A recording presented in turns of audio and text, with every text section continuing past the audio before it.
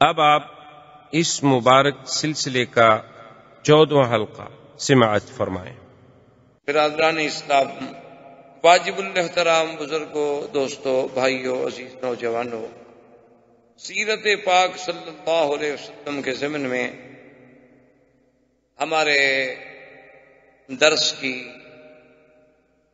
انتہا تقریباً اس بات پہ تھی کہ سرکار دو عالم صلی اللہ علیہ وسلم سیدنا صدیق رضی اللہ تعالی عنہ کے ساتھ غار ثور میں، جو مکے کے جانب اسفل میں واقع ہے، کیونکہ مکہ کے دو طرف ہیں، ایک جانب اعلیٰ ہے اور ایک اسفل ہے۔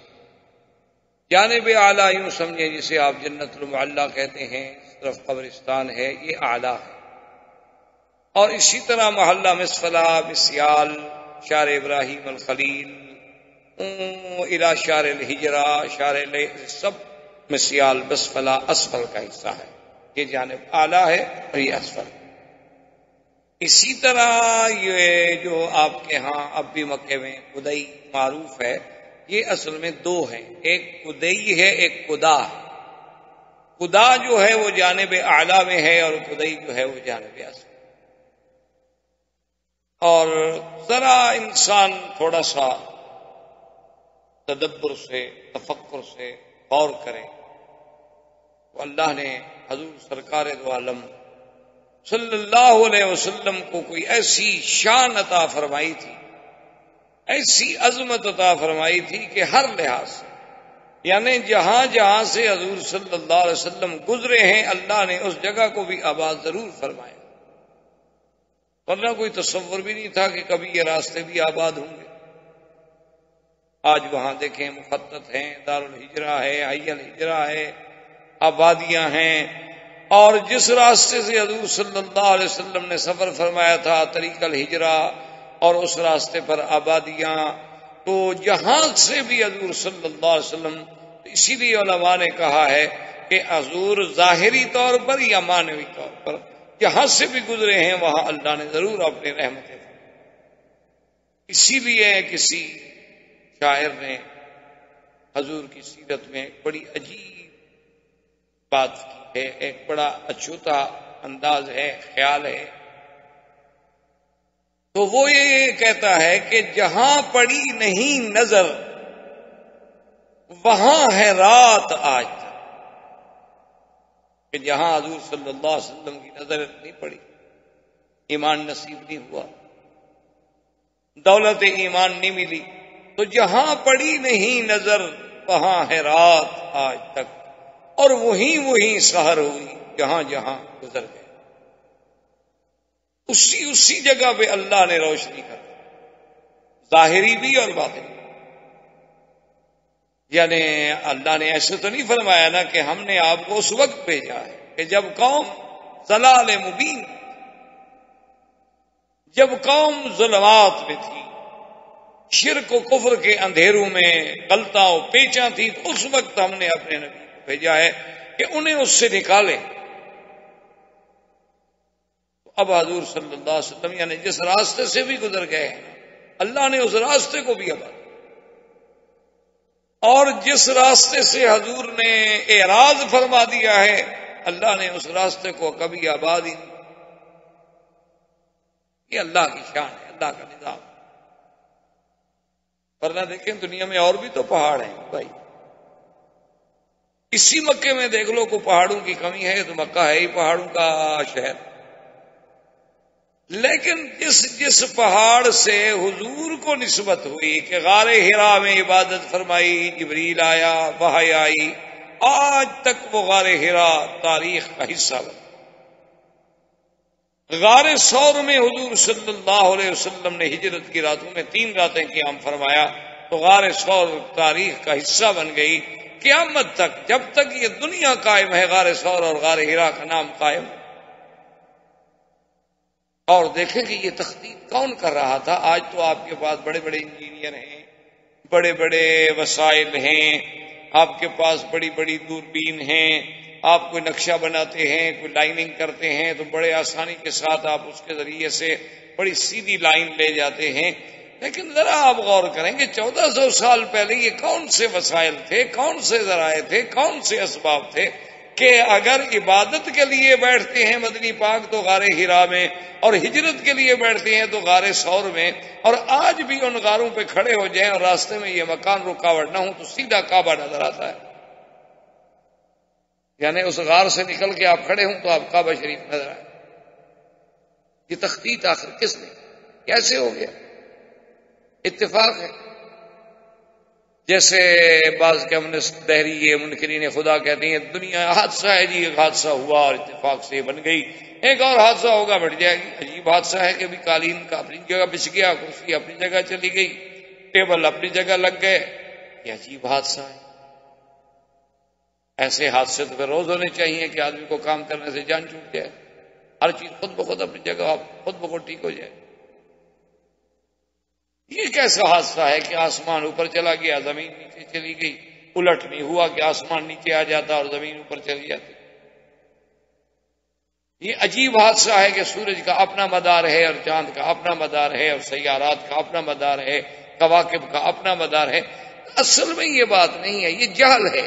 جب آدمی تھوڑا سا پردہ دل سے ہٹا لے تو سمجھ آتی ہے کہ اس خالق کے کائنات نے اپنے حبیب لبیب سیدنا محمد رسول اللہ صلی اللہ علیہ وسلم کے لیے سب کچھ جو ہے وہ تقدیر میں پہلے سے تخطیط کر دی تھی کہ میرے نبی نے یوں چلنا ہے، یوں بیٹھنا ہے، یوں اٹھنا ہے، اور یہ واقعات پیش آئے. اسی لیے تو راہب نے جب دیکھا تھا نا تو ابی طالب سے کہا تھا کہ ان کو ساتھ نہ لے جاؤ. میں کہا کیوں؟ کہا ادارہ فقتلوہ، اگر ان کو روم والوں نے دیکھ لیا تو نہیں چھوڑیں گے، قتل کر دیں گے. اس نے کہا ولیماذا؟ اس نے کہا تمہاری آنکھوں پہ ابو طالب پٹی پڑی ہوئی ہے، مکے سے سفر کر کے یہاں تک ساتھ آ رہے ہو اور تمہیں کچھ بھی نظر نہیں آیا. اب ذرا غور کر کے دیکھو کہ جہاں نبی چلتے ہیں اوپر بادل سایہ کر دے. جس درخت کے نیچے آ کے بیٹھتے ہیں لوگ سائے میں بیٹھے ہیں، حضور دھوپ میں بیٹھتے ہیں تو درخت اپنا سایہ ادھر ڈال دیتا ہے. سائے والے دھوپ میں بیٹھے ہیں اور محمد مدنی صلی اللہ علیہ وسلم طرف سایہ چلا جا رہا ہے. دیکھا یہ تم نہیں دیکھ رہے، میں نے تو ایک نظر میں دیکھ لیا، اور تم مکے سے ساتھ چل کے آ رہے ہو اور کہتے ہو کہ میں چچا ہوں، لیکن تم نے ان خصائص پہ غور نہیں کیا. وجہ کیا تھی؟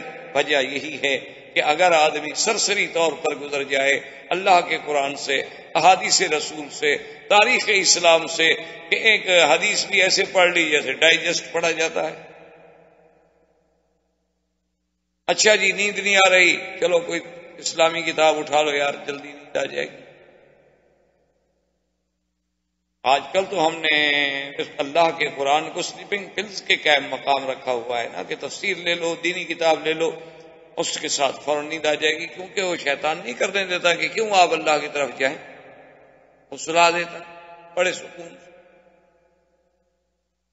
اور اس کے علاوہ اگر آپ جناب کوئی ناول لے لیں، کوئی ڈائجسٹ لے لیں، کوئی اور جس کے بارے میں آپ کو بھی یہ یقین ہو کہ میں جو پڑھ رہا ہوں یہ 100% جھوٹ ہے، پھر بھی آپ ساری رات بیٹھے رہیں،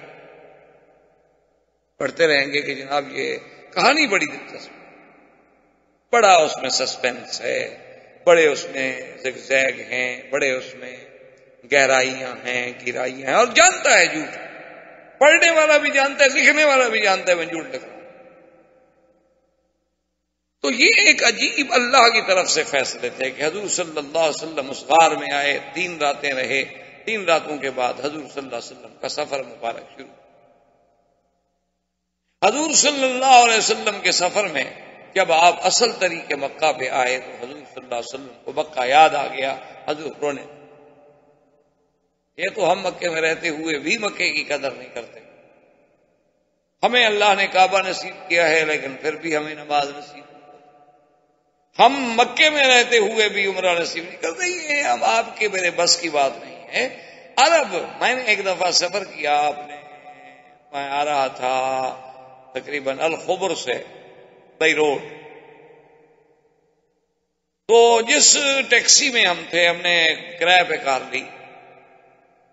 اصل میں پاکستان سے الخبر آیا، پھر میں بائی روڈ آ گیا. تو جس گاڑی چلانے والا بدو تھا، خالص عربی، خالص عرب، اور بڑا اچھا آدمی، بڑا اچھے خلق والا آدمی.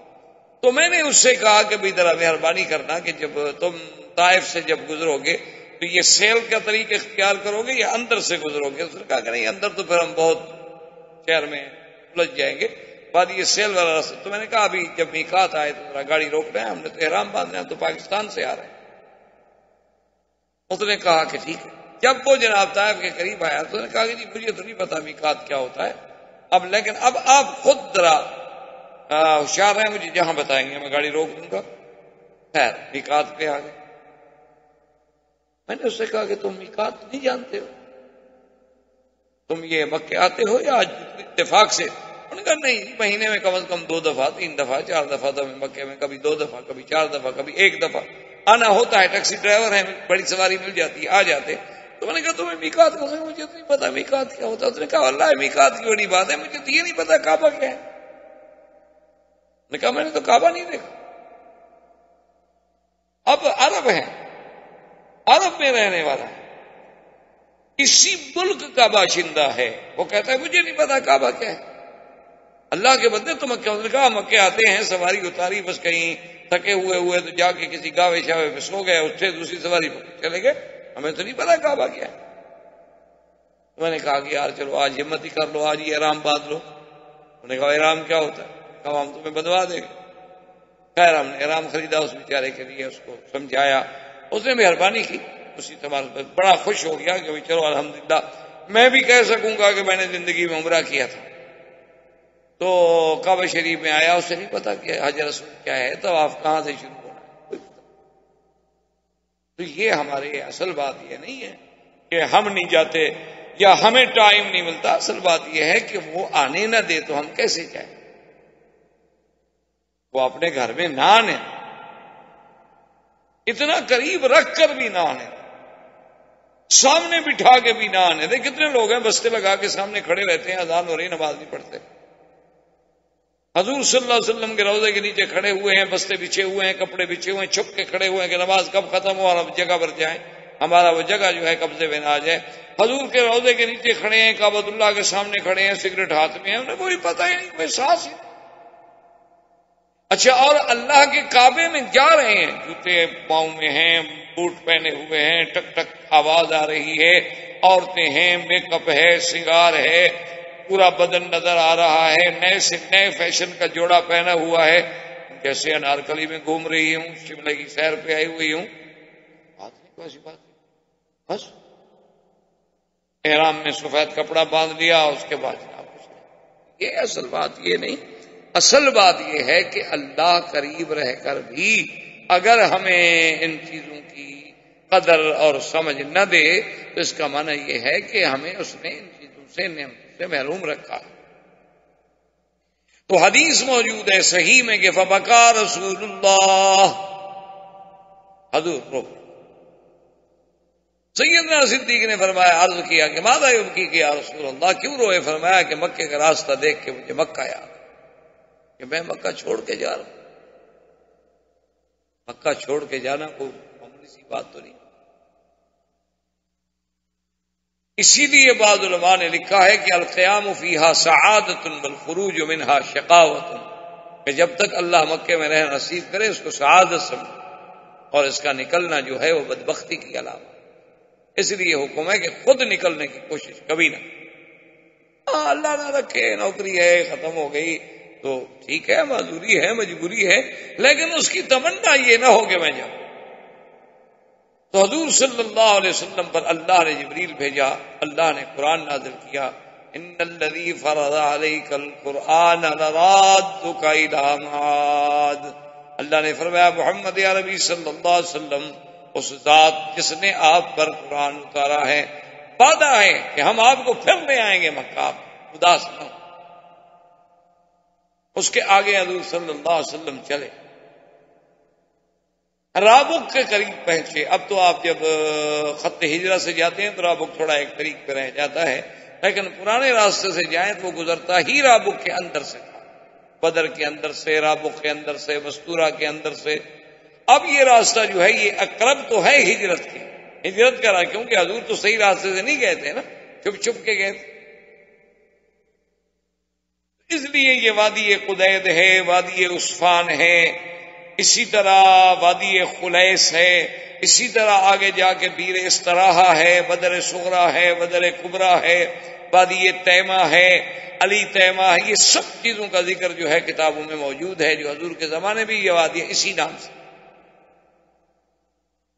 بالکل اسی نام سے آج تک وہ حدیث میں کتاب میں نام موجود ہیں. اسی طرح وادی صرف ہے، یہاں بی بی میمونہ کا مزار ہے.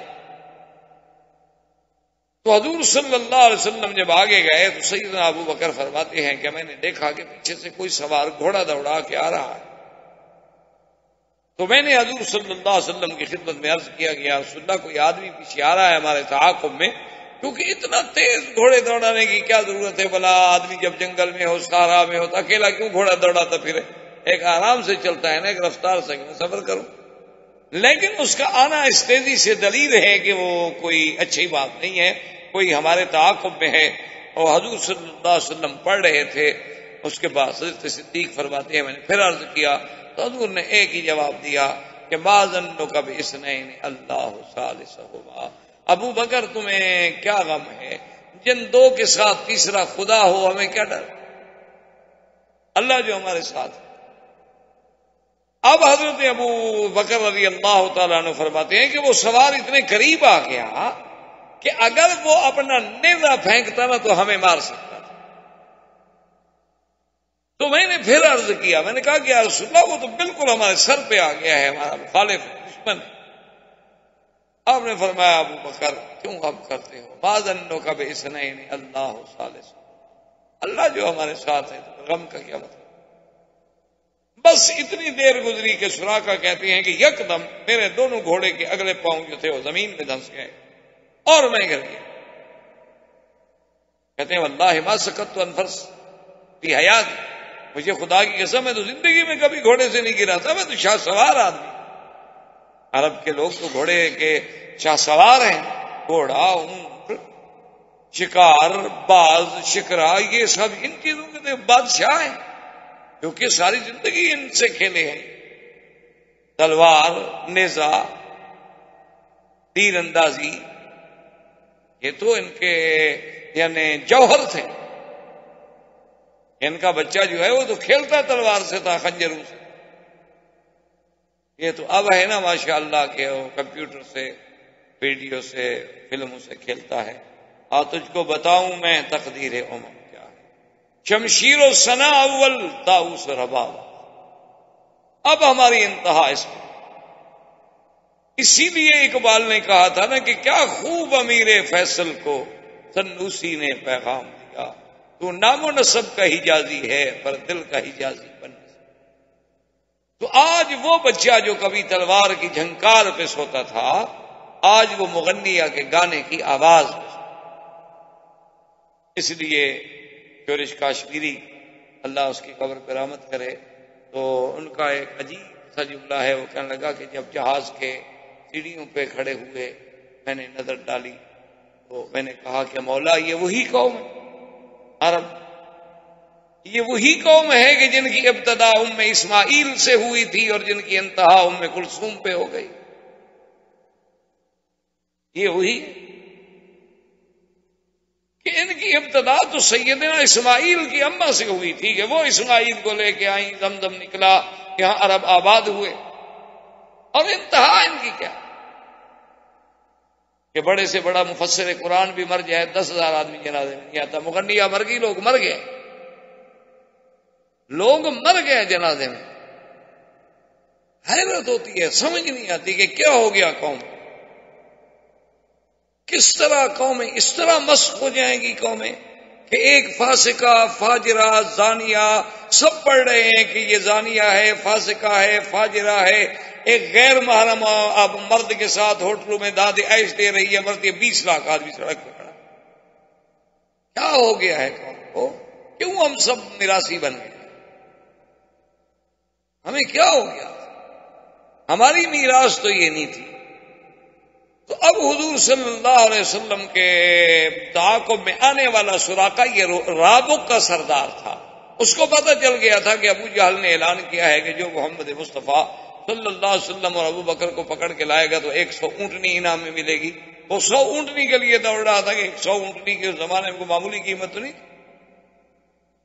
وہ کہتا ہے کہ میں تو زندگی میں کبھی گھوڑے سے نہیں گرا تھا، اور پھر گھوڑے کے پاؤں وہاں دھنس رہے ہیں کہ نیچے کوئی ریتیلی زمین ہی نہیں ہے، وہ تو کنکر والی زمین. میں حیران ہوا. خیر گرا، اٹھا، کپڑے جھاڑے.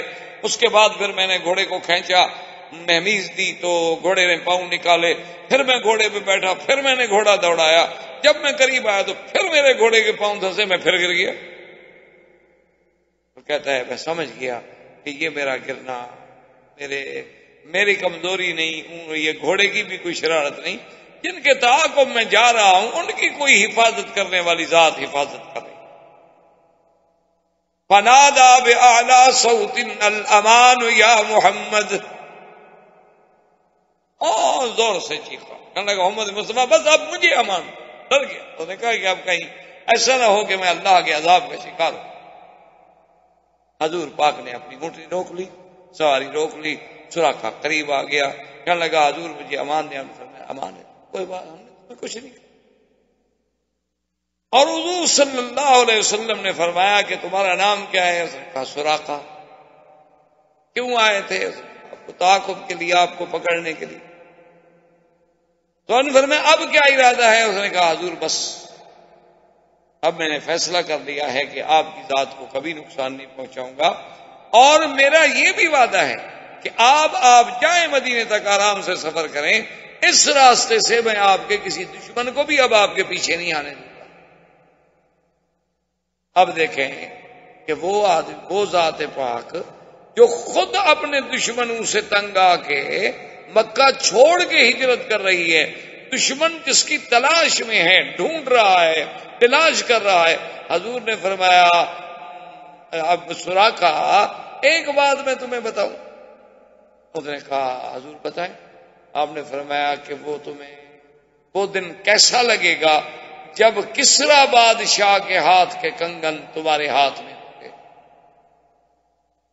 سراقہ کہتے ہیں میں نہیں سمجھ رہا. میں نے کہا عجیب بات کہ ایک آدمی خود پناہ لینے کے لیے ایک شہر چھوڑ کے دوسرے شہر میں جا رہا ہو، اور مجھے خبر یہ دے رہے ہیں کہ سپر پاور ختم ہو جائے گی کسرا کی، اور ان کے بادشاہ کے کنگن آئیں گے، اور پھر وہ میرے جیسے ایک بدو، ایک عرابی، ایک رابق میں رہنے والے آدمی کے ہاتھ میں ہوں گے. کہاں کسرا؟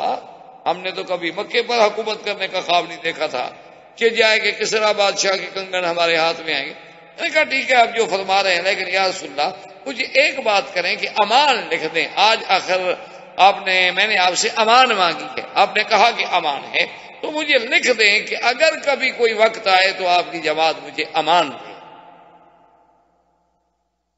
آپ نے فرمایا ابو بکر فقط لکھ دو.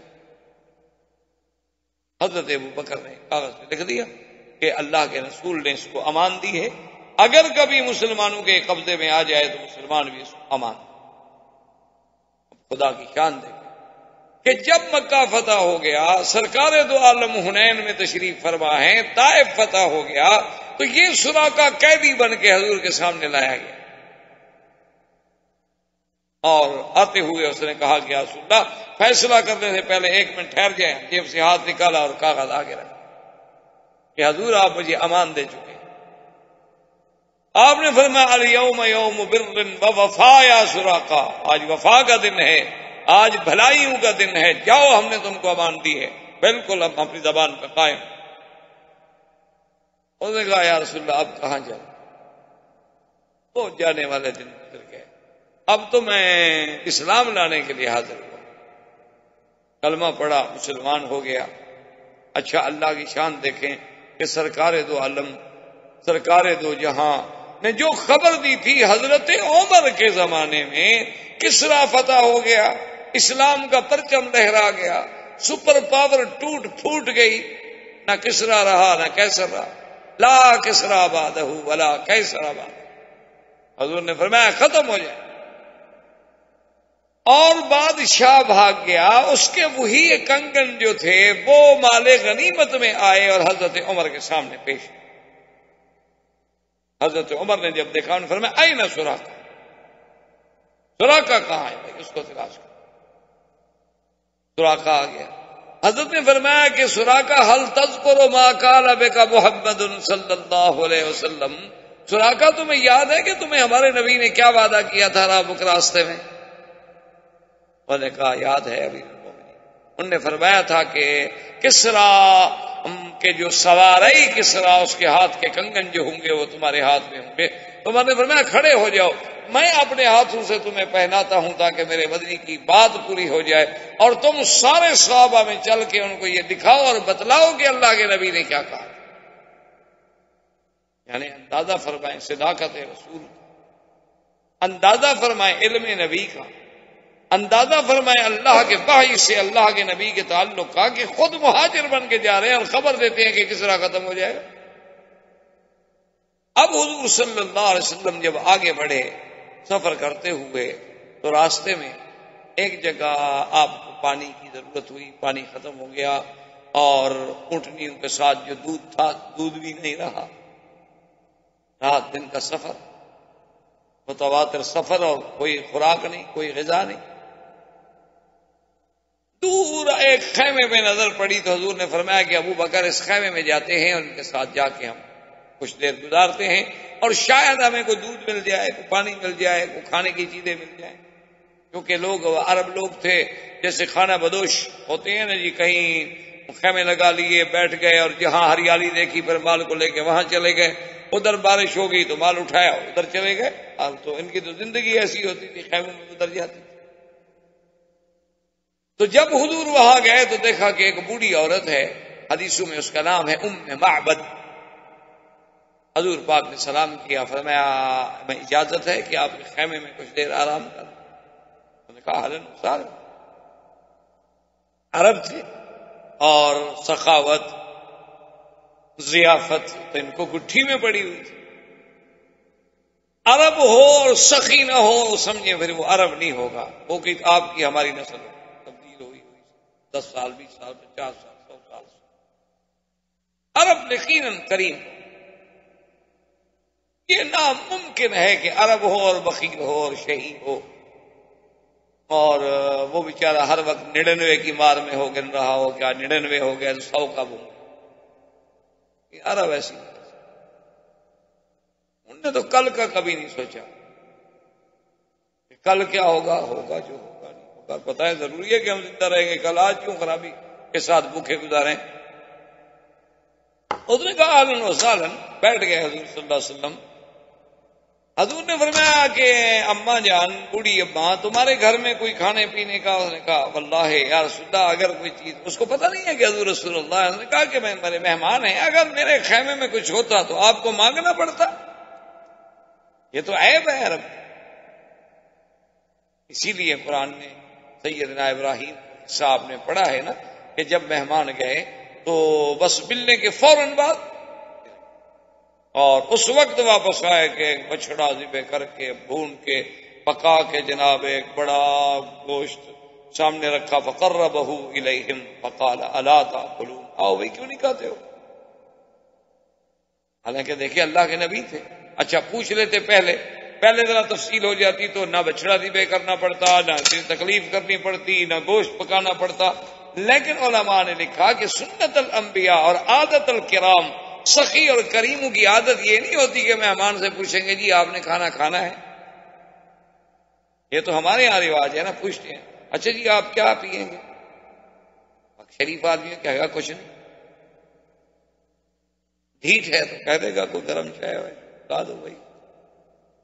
اگر شریف آدمی ہے، کریم آدمی ہے تو اس سے جب پوچھا جائے تو اس کی تو بڑی عزتی ہے، توہین ہے، آداب اسلام کے خلاف ہے. یہ تو انگریزوں کا کوئی طریقہ ہوگا. اسلام تو یہ کہتا ہے جو آپ کے گھر میں ہے، پانی ہے، چائے ہے، کچھ ہے، پیش کر دو بس ٹھیک ہے. یہ لو اس کے بعد مرضی ہے مہمان پیے نہ پیے پوچھنے کا کیا مانا.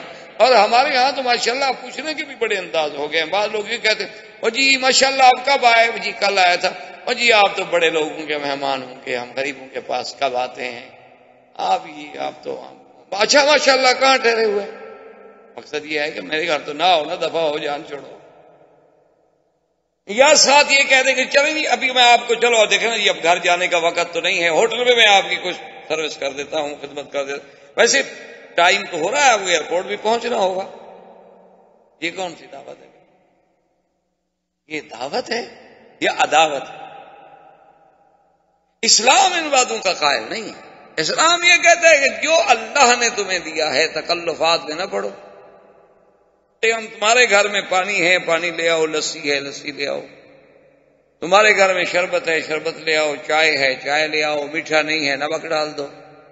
کوئی چیز جو تمہارے گھر میں ہے، اسی لیے حضور نے فرمایا نا کہ وہ گھر کبھی برکت والا نہیں ہوتا جس کے گھر میں کھجور نہ ہو۔ کیوں کہ جب آیا کوئی مہمان، چلو 4 چیزیں اب ایک پلیٹ میں رکھے، 4 دانے آگے رکھ دیں، بات ختم ہو گئی۔ اسی لیے عربوں کی صفت میں یہ شامل تھا کہ کھجور، زیتون، یہ چیزیں ہمیشہ عرب کے گھرانوں میں موجود ہوتی تھی۔ کیوں؟ یہ ایسی چیز ہے کہ جب آؤ تیار ہے، کچھ کرنا نہیں پڑتا۔ زیتون نکالا، 4 دانے رکھے اور روٹی کا ایک ٹکڑا رکھا، پیش کر دیا۔ ضروری تو نہیں کہ آپ ہمارے لیے یا کسی مہمان کے لیے، تو تکلفات جو ہیں یہ تو خیر ایک الگ چیز ہے۔ تو بہرحال اس نے کہا کہ یا رسول اللہ اگر میرے گھر میں کچھ تو کبھی ہو سکتا ہے کہ میں آپ کو مانگنا پڑتا۔ آپ نے فرمایا اچھا یہ جو دور بکری بیٹھی ہوئی ہے؟ اس نے کہا حضور یہ تو بیمار ہے بیچاری، یہ تو ریوڑ کے ساتھ بھی نہیں گئی، میرا خاوند جو ہے وہ مال مویشی لے کے چرانے گیا، یہ تو چل نہیں سکتی، کھڑی بھی نہیں ہو سکتی۔ آپ نے فرمایا چلو نہ کھڑی ہو سکے تمہاری اجازت ہے کہ ہم دودھ نکال لیں؟ وہ بوڑھی ہنسنے لگی، کیا کہہ رہے؟ حضور صلی اللہ علیہ وسلم تشریف لائے اور اس بکری کے پشت پہ آپ نے ہاتھ پھیرا اور اس کے بعد آسمانوں کی طرف نظر اٹھائی کہ اللہ تیرا نبی آج مہمان ہے اور پیاسا۔ اسباب کی حد تک تو ہم بکری کے پاس آ گئے ہیں، لیکن دودھ دینے والا تو ہے نا۔ اور اس کے بعد حضرت ابوبکر فرماتے ہیں کہ حضور خود بیٹھ گئے اور کہتے ہیں کہ میں تو حیران ہو گیا کہ ماشاءاللہ حضور تو بکری کا دودھ نکالنا بھی جانتے ہیں، کیونکہ یہ دودھ نکالنا جو ہے بکری کا، گائے کا، یہ فن ہے نا۔ ہمارے بچے تو خیر بیچارے کیا سیکھیں گے، ان کا گزارا تو مرائی پہ ہے، علی پہ سعودیہ پہ، ان کو کیا پتا دودھ بھی کبھی نکالا جاتا ہے۔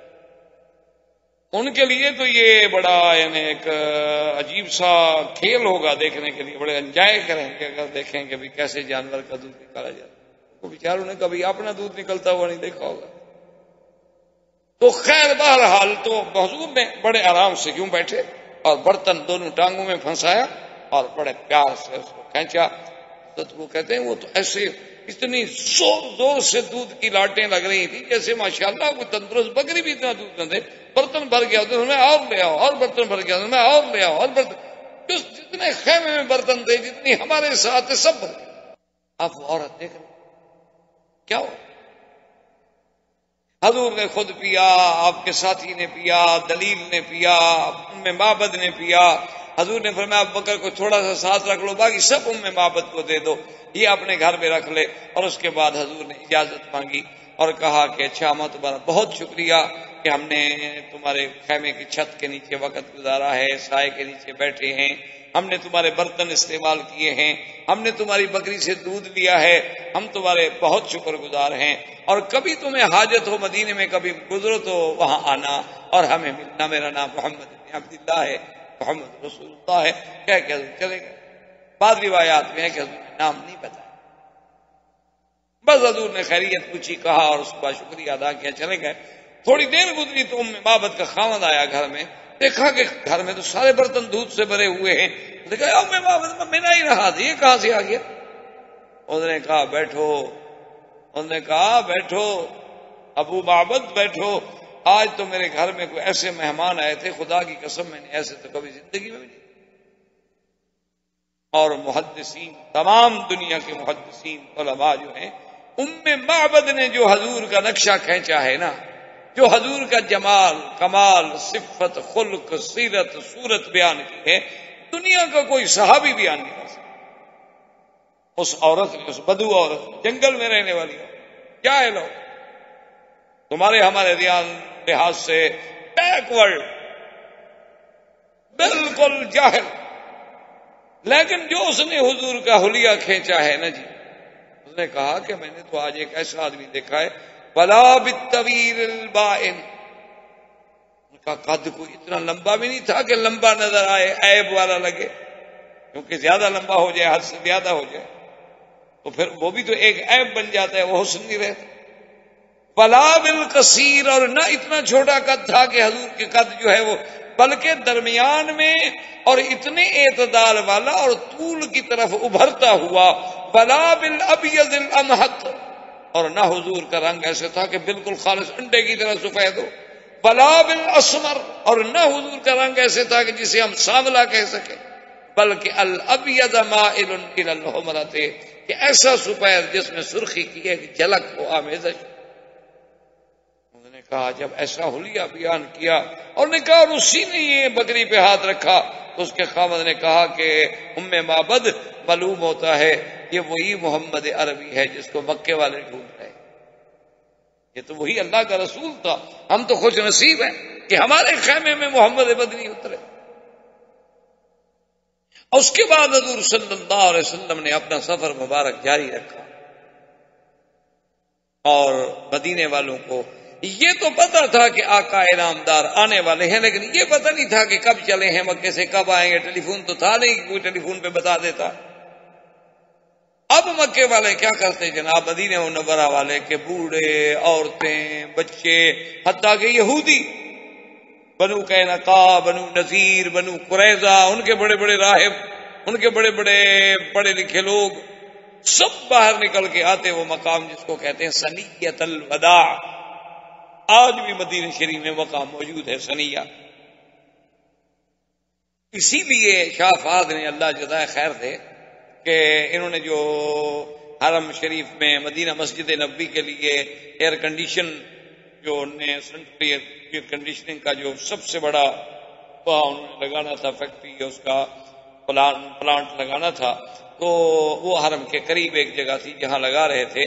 تو خادم الحرمین نے کہا کہ نہیں بالکل اس جگہ مت لگائیں، کیونکہ ہو سکتا ہے کہ گاڑیوں کا دھواں اور کوئی پٹرول کی بو اور ڈیزل کی بو ایک کھینچیں اور وہ کسی دوسری ہوا کے ساتھ مل کے حضور کے حرم کے اندر مسجد نبی میں چلی جائے، یہ ادب کے خلاف ہوگا. اس کو آپ دور لے جائیں اور اسی مقام پہ لے جائیں جہاں سے حضور آئے تھے، تاکہ وہیں سے ٹھنڈی ہوا آئے. اس عقیدت کو کبھی ہم نے بھی سوچا ہے، جنہیں ہم وہابی کہتے ہیں. ہمارے نزدیک یہ وہابی لوگ ہیں نا، نبی کو مانتے ہی نہیں. نبی کو تو صرف ہم انڈو پاک والے مانتے ہیں، جن کا گزارا ہی ماشاءاللہ قوالیوں پہ ہے یا مجرے پہ. قال رسول اللہ جنہیں کبھی نصیب ہی نہیں ہوتا.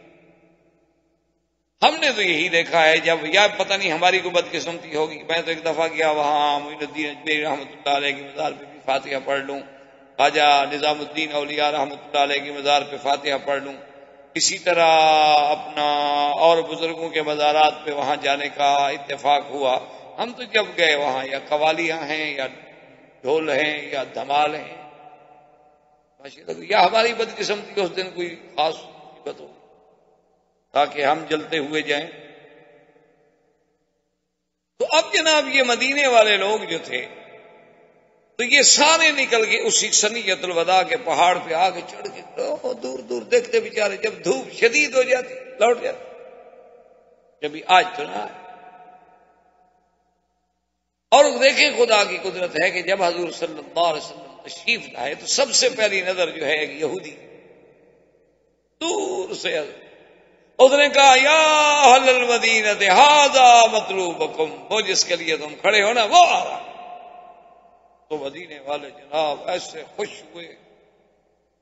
اس لیے ایک صحیح حدیث مبارک میں ہے، صحابی فرماتا ہے کہ واللہ، کہتا ہے خدا کی قسم ہے، ما رأینا اضوا یوم، ہم نے اتنا روشن دن کبھی نہیں دیکھا.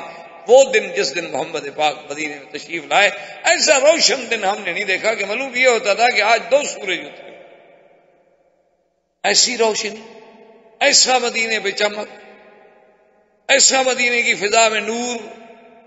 اسی لیے عرب لڑکیاں، بچیاں جو تھیں اور وہ حضور کے استقبال میں، حتیٰ کہ امام بخاری رحمۃ اللہ نے بھی نقل کیا ہے کہ کھڑی کہہ رہی ہیں طلع البدر علینا من ثنیۃ الوداع وجب الشکر علینا ما دعا للہ داعی، کہ طلع البدر علینا، آج 14ویں کا چاند آ گیا.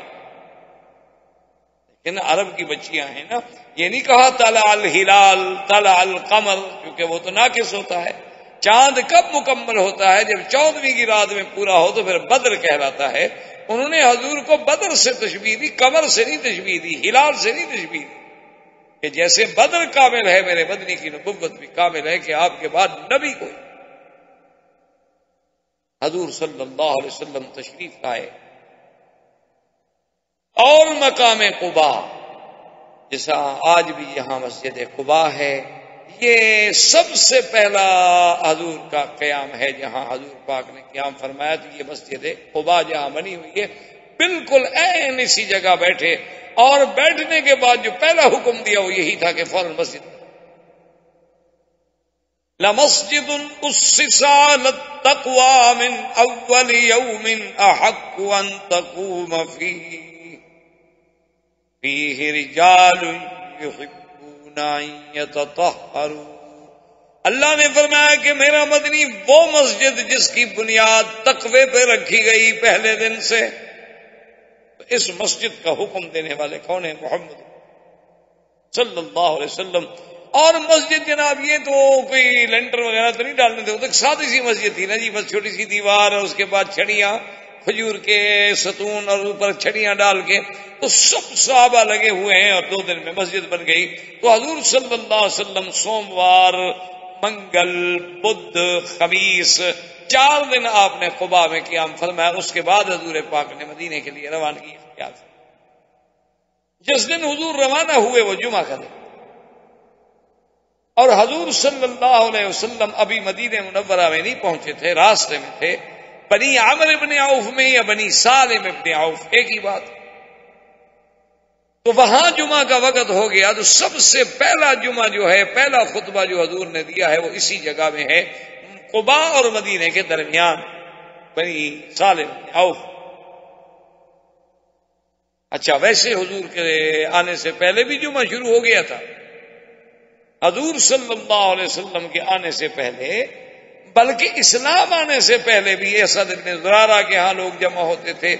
اور جمعہ کا نام جو ہے وہ لؤی ابن کعب حضور کے دادا گزرے، ان نے زمانہ جاہلیت میں رکھا تھا، ورنہ اس کا نام یوم العروبہ تھا، اس کا نام یوم الجمعہ نہیں تھا، کہ جمعہ کا نام انہوں نے رکھا۔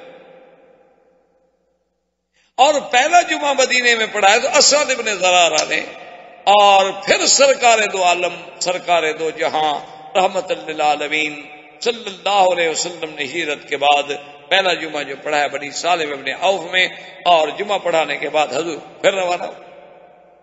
اب جب روانہ ہوئے تو اب تو جناب مدینے کے تو لوگ ماشاءاللہ اس طرح جان نثار تھے نا جی، کہ سڑکوں پہ کھڑے ہیں اور جناب حضور کی اونٹنی کو چمٹ رہے ہیں، یا رسول اللہ انزل بنا انزل بنا انزل بنا، حضور ہمارے پاس ہو، خدا کے لیے ہمارے پاس نفدی انبارنا واولادنا وابنانا یا محمد صلی اللہ علیہ وسلم، حضور ہم اپنے بچے، جان، مال، اولاد سب آپ پہ قربان کر دیں گے، واللہ انزل بنا یا محمد، ہمارے پاس اترے۔ سب مدینے والے جناب، سب لوگ، اسی لیے امام مالک رحمت اللہ علیہ فرماتے ہیں کہ تمام دنیا کے شہروں میں سے سب سے افضل جو ہے وہ مدینہ، حتیٰ کہ وہ مکے سے بھی افضل سمجھ۔ تو امام مالک رحمت اللہ علیہ کی جہاں اور دلائل ہیں، وہاں ان کی سب سے بڑی دلیل یہ ہے، وہ کہتے ہیں کہ ساری دنیا کے شہر جو ہیں، حتیٰ کہ مکہ جو ہے وہ بھی تلوار سے فتح ہوا ہے، ایک شہر ہے دنیا کی تاریخ میں جو اسلام اور محبت سے فتح ہوا، صرف مدینہ، جہاں کوئی تلوار نہیں چلی، بلکہ حضور کے آنے سے پہلے اسلام آ چکا تھا۔ مصعب ابن عمیر پہنچ چکے تھے اور سینکڑوں لوگ اسلام لا چکے، 83 آدمی تو مدینے سے چل کے حضور کی بیعت کر چکے تھے، بیعت العقبہ۔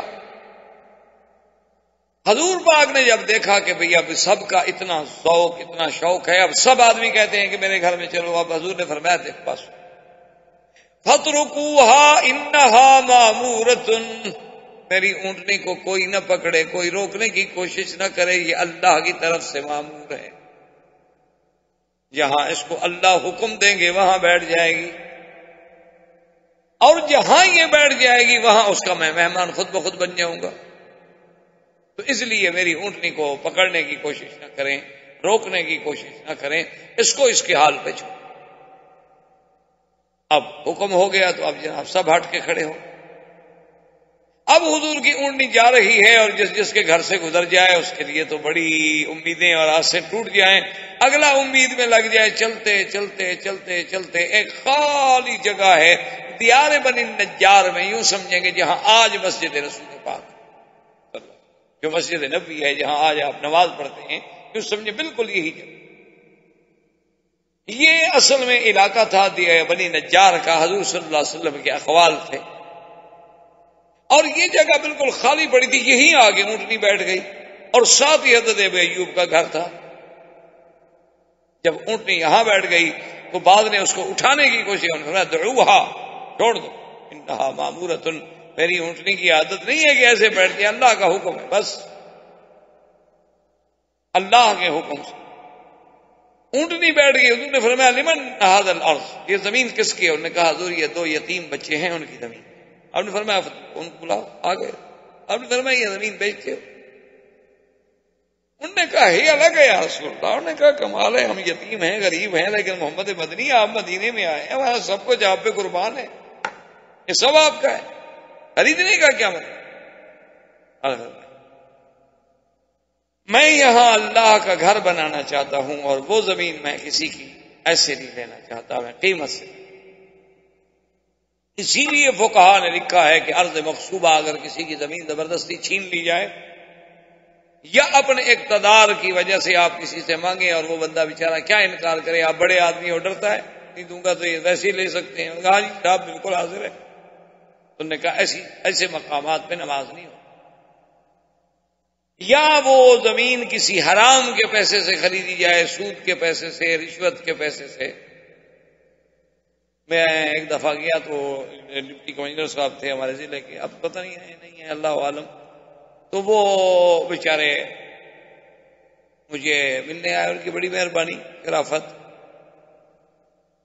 کہ وہ جب ملنے آئے تو اس کے بعد انہوں نے کہا کہ جی آپ اتفاق سے آئے ہیں اور میں نے ڈی سی آفس کے قریب ایک مسجد بنائی ہے ماشاءاللہ، تو اس میں آپ جو ہے مہربانی کر کے ایک نماز ہمیں پڑھا دیں، ہمارے آپ اسی ضلع کے رہنے والے، ہمارا بھی کچھ حق ہے۔ میں نے کہا نہیں بالکل، اس میں تو کوئی فرق نہیں۔ میں نے کہا ڈی صاحب آپ نے کیسے بنائی ہے وہ مسجد؟ تنخواہ سے؟ کہتے ہیں جی تنخواہ ہماری اتنا کہاں ہوتی ہے کہ ہم مسجدیں بنا سکیں، اصل بات یہ تھی کہ بس کوئی ذمہ دار کام کرانے کے لیے آیا، کوئی جاگیردار، کوئی صنعت کار، کوئی کاروباری، کوئی بزنس مین، تو بس ان سے کہا کہ دیکھو بھی یہ مسجد بنا رہا ہوں، کام تمہارا تب کروں گا کہ اتنے پیسے پہلے مسجد کے لیے دیا۔ انہوں نے کہا تھا اس میں تو پھر نماز پڑھنی ناجائز ہے، اس میں تو کسی اور مولوی سے افتتاح کروا لیں۔ یہاں بہت سارے مولوی ہیں ماشاءاللہ، بینکوں کا افتتاح کراتے ہیں، تمہاری مسجد کا بھی کر دیں گے۔ مرزائیوں کے نکاح پڑھ دیتے ہیں تو مسجد کے افتتاح کون سی بات ہے، معمولی سی بات۔ ہر قسم کا مولوی مل جاتا ہے دنیا میں، سرکاری بھی ہوتے ہیں، درباری بھی ہوتے ہیں، علماء سو بھی ہوتے ہیں، علماء حق بھی ہوتے ہیں، اللہ والے بھی ہوتے ہیں۔ میں کہا جی حرام؟ نے کہا بالکل حرام ہے، وہ تو آپ کو ڈپٹی کمشنر سمجھ کے اگلے ڈر کے مارے پیسے دیے، خوشی سے کو دے کے گیا ہے۔ تو اس طرح علماء نے لکھا ہے کہ ایسے طریقے سے بھی جب اللہ کا گھر بنے تو خالص خالص، بلکہ بعض علماء تو یہ کہتے ہیں کہ کوئی خطیب اپنی تقریر سے متاثر کر کے لوگوں سے چندہ وصول کر لے، وہ کہتے ہیں یہ بھی ڈاکے میں شامل ہے۔ ایک آدمی زبردستی ڈاکہ مارتا ہے، ایک آدمی تقریر کے ذریعے سحر کر رہا ہے، حالانکہ وہ دینا نہیں چاہتا تھا لیکن اس کی جیب سے اس نے نکلوا دیا ہے۔ تو نے کہا اس نے طیب نفس سے تو نہیں دیا نا، شرمندگی سے دیا ہے۔ کبھی لوگ کیا کہیں گے، اتنا بڑا آدمی بیٹھا ہوا یار اس نے کچھ بھی نہیں دیا، حالانکہ وہ چاہتا نہیں تھا دینا۔ انہوں نے کہا کہ علماء کا یہ کام ہے کہ اپنے مساجد مدارس کی کیفیت جو ہے وہ رکھ دیں لوگوں کے سامنے کہ بھئی مسجد کے یہ ضروریات ہیں، مدرسے کی یہ ضروریات ہیں، اللہ جس کو توفیق دے دیتے ہیں۔ لیکن آج کل مشکل تو یہ ہے نا جی، آگے لوگ بھی تو ایسے ہیں نا، ماشاءاللہ کرے کیا۔ انہوں نے کہیں سینما بنانی ہو، کلب بنانا ہو، دیکھیں جناب ماشاءاللہ سال کی تنخواہ لگا دیں گے، مسجد کے لیے کہو تو 1 مہینے کی دینے کے لیے تیار ہیں۔ پھر ان کو مولوی بھی الحمدللہ ایسے ہی ٹکرتے ہیں، اللہ کی رحمت۔ آخر انہوں نے بھی رسول تو کرنا ہے. تو اب جناب جب حضور صلی اللہ علیہ وسلم نے وہ زمین اب حکم دیا فوراً مسجد بناؤ اور اپنا فرمایا ابو ایوب ہم مہمان تمہارے کیونکہ گھر تمہارا قریب یہ تمہارا نصیب ہے کہ اونٹنی یہاں بیٹھ گئی. حضرت ابی ایوب انصاری کا گھر جو تھا حدیث میں آتا ہے طابقین 2 منزلہ تھا یعنی 2 کمرے نیچے 1-2 کمرے اوپر تھے. تو اس نے کہا کہ یا رسول اللہ آپ تو اوپر رہیں گے ہم نیچے رہیں گے. آپ نے فرمایا کہ نہیں یہ نہیں ہوگا ہم رہیں گے نیچے تم رہو اوپر کیونکہ ہمیں تو لوگ ملنے کے لیے آئیں گے اور جب آئیں تو اوپر چڑھیں اور اتریں اور اوپر چڑھیں اور اتریں تمہارے لیے بھی مشکل ملنے والوں کے لیے بھی مشکل ہمارے لیے بھی مشکل لہذا ہم جو ہے وہ تو نیچے رہیں گے تم اوپر رہو. ٹھیک. حضرت ابی ایوب نے اپنے بیوی سے کہا کہ بات سنو اگر ہم اوپر ہیں اور حضور نیچے ہیں ایک تو یہ ادب کے خلاف ہے کہ ہم حضور سے اعلیٰ ہوں اور دوسری بات یہ ہے کہ ہمارے پاؤں کی آواز سے حضور کے آرام میں خلل نہ پڑے اور تیسری بات یہ ہے کہ جب یہاں ہم کھڑے ہیں پتہ نہیں یہی عین نیچے حضور بیٹھے ہوں اس لیے دیوار کے ساتھ لگ کے سو جاؤ. دیوار کے ساتھ لگ کے سو گئے. اچھا خدا کی شان ہے ان کا ذرا جرہ ان کے گھر میں ایک مٹکا تھا بڑا پانی کا جو اوپر رکھا ہوا تھا تو وہ ٹوٹا. وہ جب ٹوٹا تو اس کا پانی جب نکلا تو اب پانی کیسے روکیں جی. پہلے والے کو یہاں والے سسٹم تو نہیں تھے نا آج کل باقاعدہ مواسیر لگے ہوئے تھے اور نفایات تھے اور یہ تھا اور وہ تھا. وہ تو سادے سودے سے گھر ہوتے تھے مٹکے بھر کے لاتے تھے مشکیزیں کندھے پہ رکھ کے بھرا کرتے تھے. ان کے پاس ایک ہی لحاف تھی جو سردی میں وہ ڈالا کرتے تھے تو جلدی سے ابھی ایوب نے وہ لحاف اٹھا کے اسی پانی پہ ڈال دی کہ پانی اگر نیچے بہتا ہے تو کہیں حضور کے لیے تکلیف کا باعث نہ ہو. اور اس کے سوا کوئی لحاف نہیں تھا اور مدینے کی سردی پر آپ جانتے اسی طرح سردی میں رات گزار دی بغیر لحاف کے لیکن حضور کے آرام کا خیال رکھا. صبح جب ہوئی تو حدیث میں آتا ہے ایک روایت میں ہے کہ ابو ایوب نے کہا اور ایک میں ہے کہ حضور نے فرمایا کہ ابو ایوب معلوم ہوتا ہے کہ تم رات کو سو نہیں سکے. انہوں نے کہا حضور بات تو بالکل ٹھیک ہے ہم ادب سے کیسے سو آپ مہربانی فرمائیں آپ اوپر منتقل ہو جائیں اور ہمیں جو ہے مہربانی فرما کے نیچے رہنے دیں. وہ آنے جانے والی تکلیف تو برداشت ہو سکتی ہے لیکن ہم یہ کیسے برداشت کریں کہ ہم یقول اعلی اعلی رسول اللہ ہم آپ سے اوپر رہیں. یہ عشق کی بات ہوتی ہے یہ محبت و ادب کی بات اور صحابہ میں جتنی ادب تھا اس کا تو سوچا بھی نہیں جا سکتا. اسی لیے ایک صحابی فرماتے ہیں کہ میں نے ایک شخص سے پوچھا کہ حل انت اکبر ام رسول اللہ کہ بھئی تم بڑے ہو یا حضور. کیا پوچھ لیا جاتا ہے ایک سوال ہوتا ہے عمر میں یعنی آپ عمر میں بڑے ہیں یا حضور صلی اللہ علیہ وسلم پر زیادہ ہے. اب اس میں پوچھنے والے کے دماغ میں یہ قطعاً تصور ہی نہیں ہو سکتا کہ نعوذ باللہ وہ کوئی شان میں تقابل کرائے. کون نبی کے شان کا مقابلہ کرے. وہ جانتا ہے اللہ کے نبی کی شان کا مقابلہ وہ تو صرف یہ پوچھ رہا ہے باعتبار سن باعتبار عمر کے کہ بھئی تم عمر میں بڑے ہو یا حضور پاک بڑے ہیں. دیکھیں ادب کا تقاضا کتنا پیارا جواب دیتا ہے. اس نے کہا ورسول اللہ اکبر وَأَنَا أَقْدَمُ مِنْهُ مِيلَادًا کہ بڑے تو میرے حضور ہیں لیکن پیدا میں ان سے پہلے ہوا.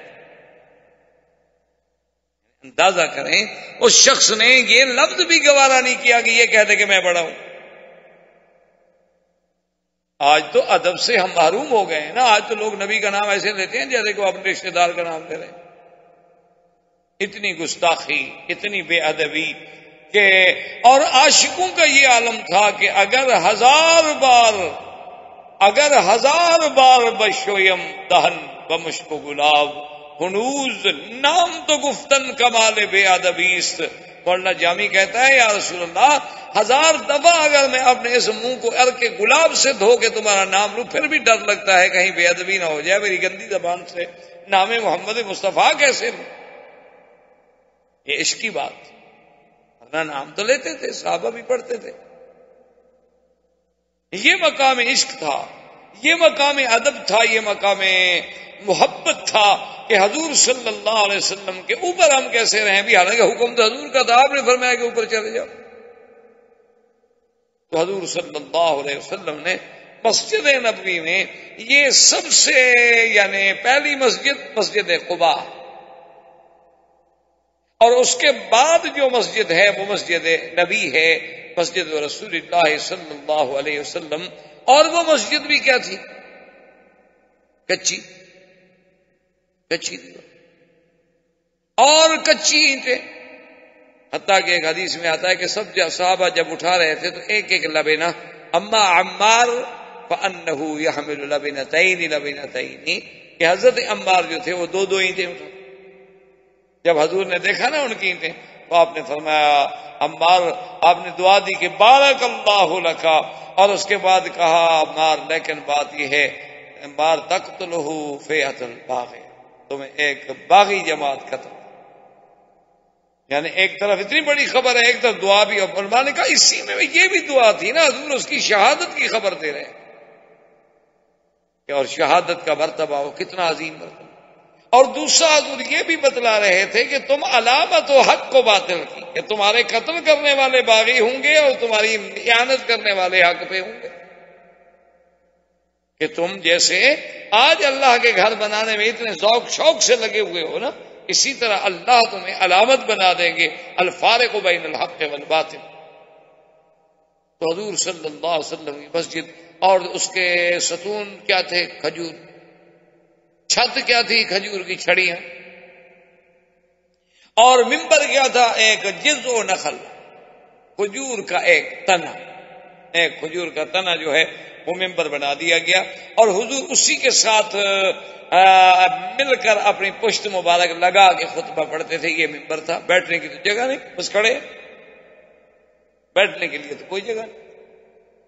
حتیٰ کہ وہ حدیث مبارک میں صحیح واقعہ ہے کہ ایک عورت آئی، اس نے کہا کہ یا رسول اللہ انا عندی نجارن، میرے پاس میرا خادم جو ہے وہ درخان کا کام کرتا ہے، اگر اجازت دو تو آپ کے لیے ہم منبر بنا دیں، کیونکہ آپ کھڑے کھڑے خطبہ پڑھتے ہیں، کچھ تو استراحت ہو، اس کے بعد چلو آدمی بیٹھ سکے.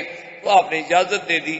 تو سب سے پہلے منبر حضور کے لیے بنایا گیا، تو اس عورت نے بنایا، وہ لکڑی کا تھا، اس کے 3 درجات.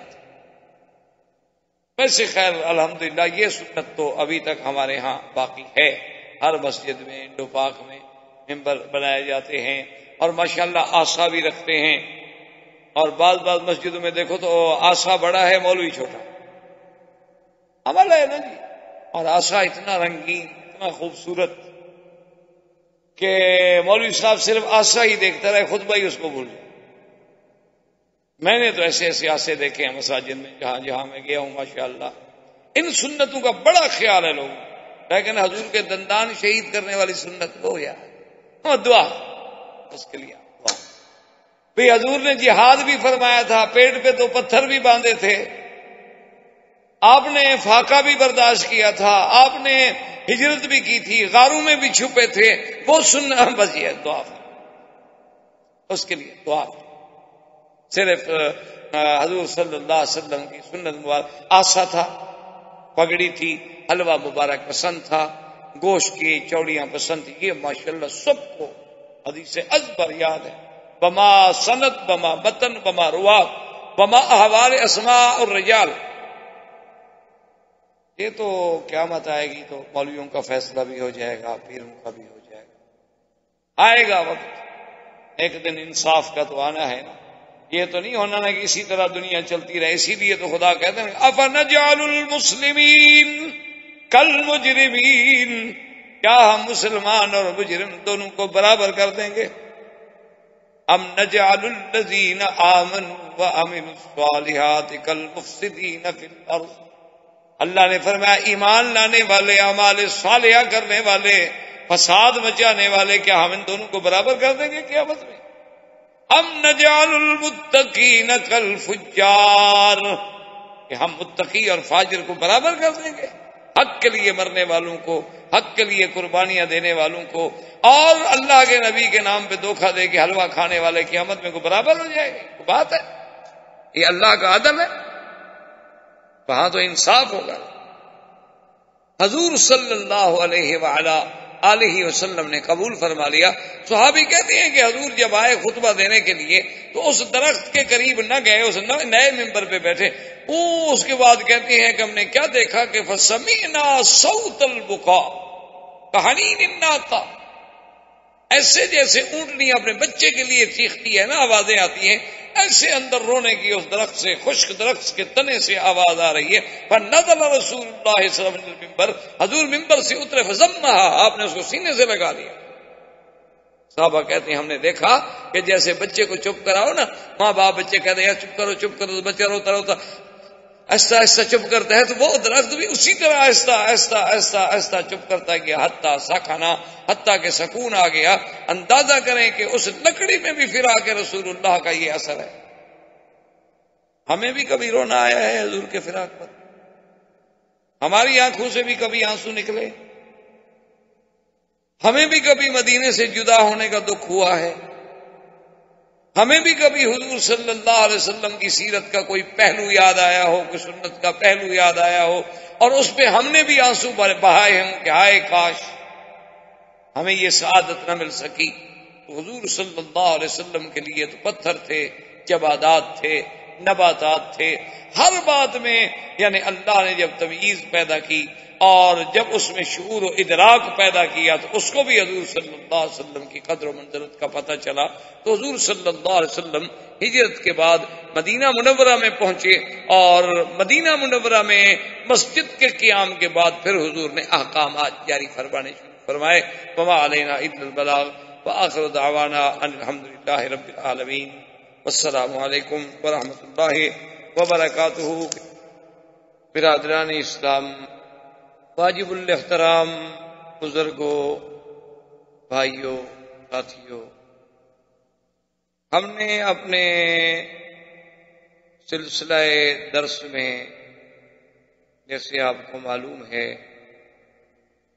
کہ سیرت نبی عربی صلی اللہ علیہ وسلم کا سلسلہ شروع کیا ہے۔ الحمدللہ اللہ کی توفیق سے اور اس کے رحم و کرم سے، عنایت سے، ہم نے سیرت مبارک کی ابتدا سے لے کر تقریباً حضور صلی اللہ علیہ وسلم کا ہجرت کا فرمانا، سرزمین مکہ مکرمہ سے ہجرت اور مدینہ منورہ کے ورود تک کا بیان تقریباً اختصار سے ہم کر چکے۔ سرکار دو عالم صلی اللہ علیہ وسلم جب مدینہ منورہ میں پہنچ گئے تو میرے مدنی کی زندگی، مدنی زندگی، اسلام کی رفعت، سر بلندی، اسلام کی عظمت، تکمیل، یعنی جس دین کی ابتدا مکے سے ہوئی تھی اس کی تکمیل مدینہ میں۔ مکی زندگی میں جو حضور کا پاک صلی اللہ علیہ وسلم کے 13 سال گزرے ہیں، اس 13 سالہ دور میں کوئی احکام، کوئی شریعت کے بارے میں اوامر، نواہی، احکام، حدود یا آسان مسائل سمجھ لیں، نماز، روزہ، حج، زکوٰۃ، یہ کوئی حکم نہیں اترا۔ 13 سالہ زندگی جو ہے وہ صرف دعوت کی اور اثبات دعوت کی، جو مسائل مہمہ تھے، اللہ کی توحید، نبوت و رسالت اور اثبات قیامت، بس ان 3 مسائل پر میرے آقا نے 13 سال اپنی زندگی کے صرف فرمائے۔ کیونکہ یہ قاعدہ ہوتا ہے کہ جب کوئی دائی کسی دعوت کو لے کر آتا ہے تو سب سے پہلے تو وہ قوم کے سامنے اپنا دعویٰ رکھتا ہے نا کہ میرا مدعا کیا ہے، میں کیا کہتا ہوں، میں کیا چاہتا ہوں۔ اور پھر لازمی بات ہے کہ جب کوئی دعوت آتی ہے تو اس کی موافقت بھی ہوتی ہے، مخالفت بھی ہوتی ہے، پھر ان مخالفت کا دلائل کے ساتھ رد کیا جاتا ہے۔ تو بعین ہی اسی طرح اللہ نے اپنے نبی پاک پہ جب قرآن نازل کیا، حکم دیا جی آپ ان کو انذار فرمائیں، ڈرائیں، لیکن ہر چیز برداشت، صبر کے ساتھ۔ اور آج بھی کسی ملک میں، کسی دنیا کے اسلامی ملکوں میں یاد رکھیں، کوئی تحریک، کوئی جماعت، کوئی نظم کبھی کامیاب نہیں ہو سکتا جب تک کہ وہ پھر اسی منہاج نبوت پر حضور صلی اللہ علیہ وسلم کے طریقے کے مطابق نہ چلے۔ اسلام کا اصول ہے، اسلام کا انقلاب کوئی انقلاب فرانس نہیں ہے، اسلام کا انقلاب کوئی انقلاب روس نہیں ہے، اسلام کا انقلاب کوئی جزوی انقلاب نہیں ہے کہ چلو معاشی مسئلے میں ایک انقلاب برپا کر دیا بس اس کے بعد تو ان کے پلے میں کچھ نہیں۔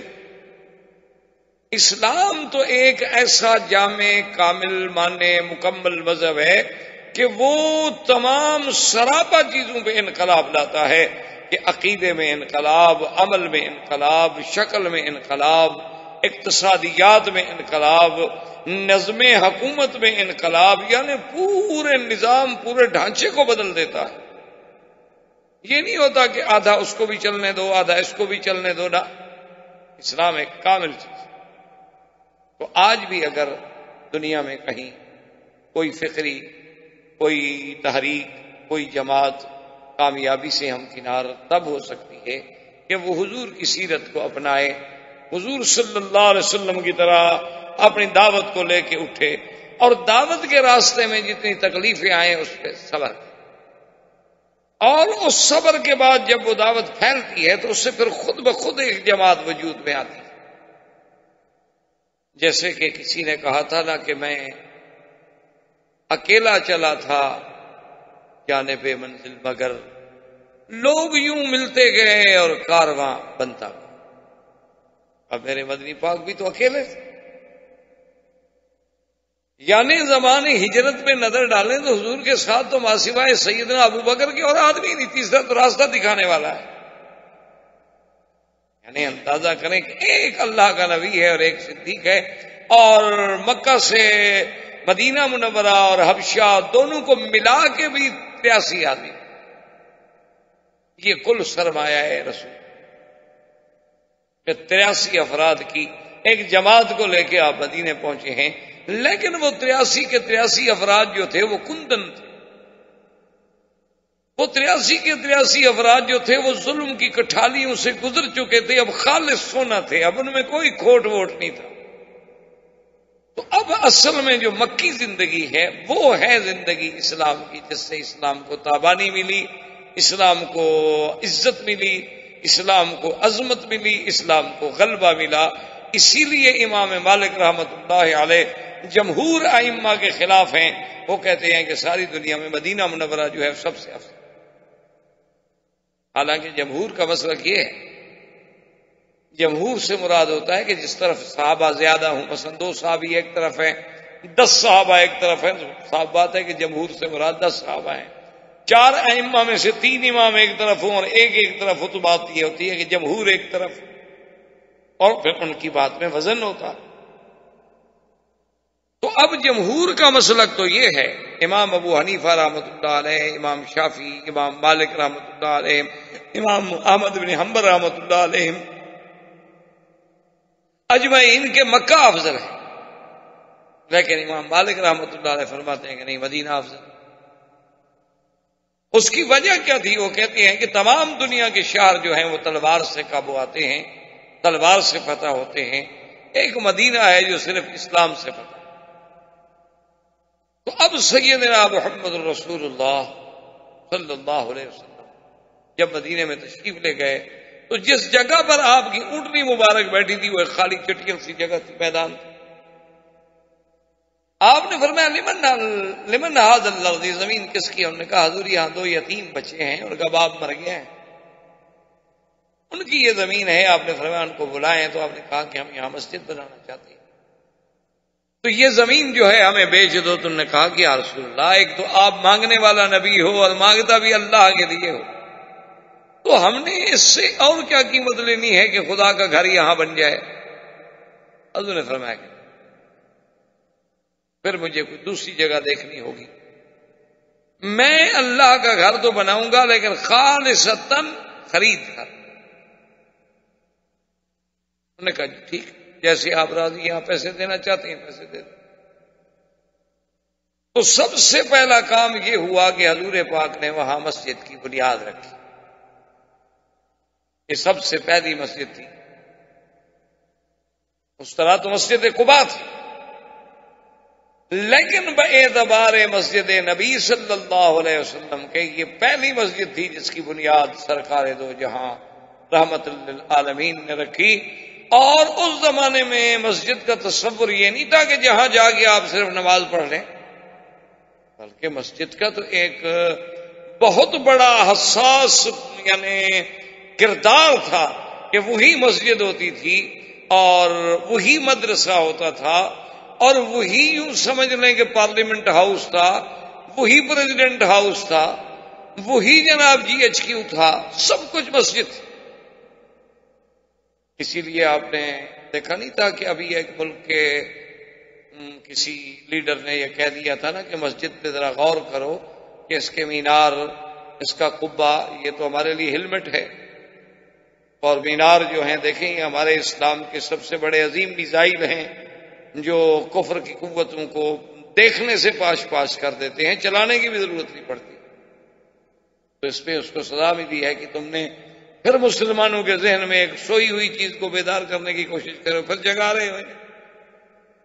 اب تو مسجد جو ہے نا جی بس ایک ہے کہ چلو عبادت کی جگہ ہے، ہم وہاں جا کے نماز پڑھائیں گے۔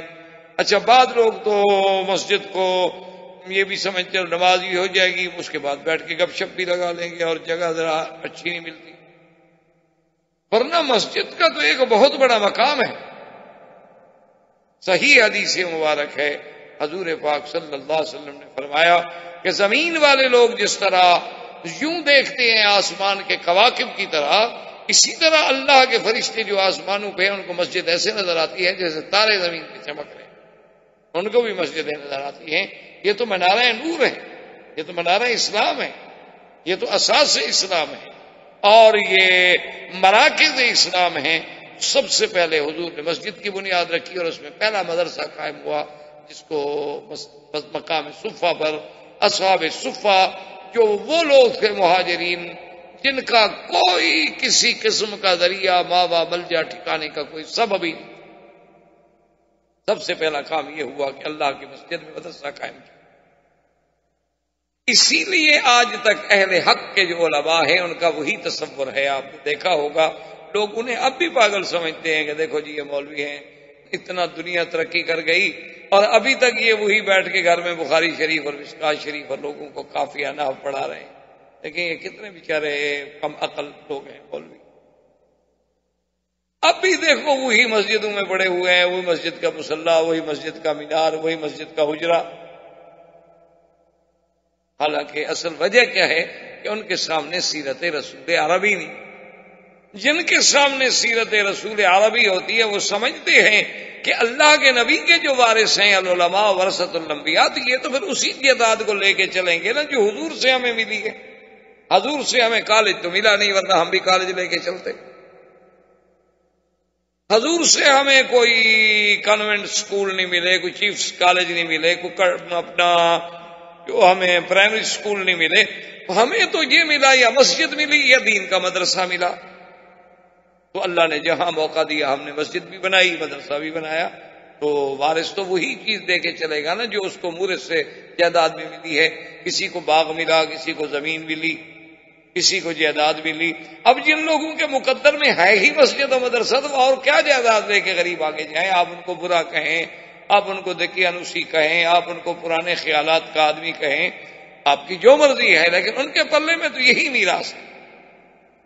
اگر اسی طرح پرانے ہونے کا دماغ آ گیا تو پھر تو کل کوئی دہریہ یہ بھی کہہ سکتا ہے ان کا خدا بھی بہت پرانا ہو گیا، ہزاروں سال گزر گئے تو خدا بھی نہیں ڈھونڈے، اور ان کا نبی بھی بہت پرانا ہو گیا، 1400 سال گزر گئے ابھی تک ایک لیڈر پہ کھڑے۔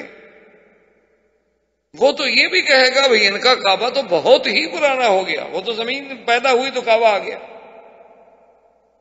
تو پھر اگر آپ نے پرانی چیزیں ساری چھوڑنی ہے تو پھر آپ کی مرضی ہے، ورنہ ہم تو مجبور ہیں، ہمارے دامن میں میراث رسول کے علاوہ اور کچھ چیز ہم کریں تو کیا کریں، ہم مجبور ہیں۔ آپ ہمیں معذور سمجھیں، بجائے اعتراض کرنے کے. لیکن ہر آدمی کوئی لاڈ مکالے کا وارث ہے، اس کا قانون لے کے چل رہا ہے. اسی طرح کوئی شیکسپیئر کا وارث ہے تو اس کے پاس آپ کو شیکسپیئر کی نظمیں ہی ملیں گی نا. اسی طرح کوئی اسٹالن کا، کوئی لینن کا، کوئی کسی کا، کوئی ماؤ کا، کوئی چاؤ کا. تو ہمارے پلے میں تو محمد مدنی کی سیرت ہے. ہم کہاں جائیں؟ ہم یہ دیکھتے ہیں کہ مدینے پہنچنے کے بعد سب سے پہلے حضور نے مسجد بنائی، مدرسہ جاری کیا، اور اس کے بعد فرمایا کہ انصار و مہاجرین کو بلائیں.